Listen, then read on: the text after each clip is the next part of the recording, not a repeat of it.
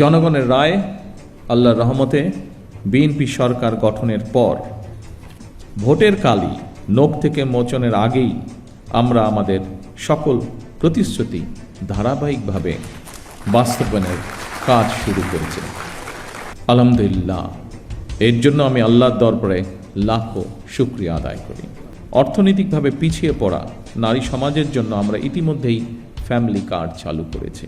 পর্যায়ক্রমিকভাবে এই কার্ড সারা বাংলাদেশে 4 কোটি পরিবারের নারী প্রধান তারা প্রত্যেকে ইনশাল্লাহ পাবেন।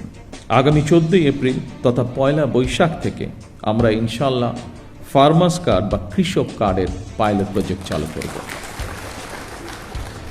ইনশাল্লাহ আগামী 16ই মার্চ দিনাজপুর থেকে শুরু হচ্ছে আমাদের খাল খনন কর্মসূচি। আবারও আল্লাহর কাছে শুকরিয়া, আলহামদুলিল্লাহ, আজ থেকে খতিব, ইমাম, মুয়াজ্জিম এবং অন্য ধর্মের ধর্মীয় গুরুদের জন্য আর্থিক সহায়তা বা সম্মানী কর্মসূচির পাইলট প্রজেক্ট চালু হলো।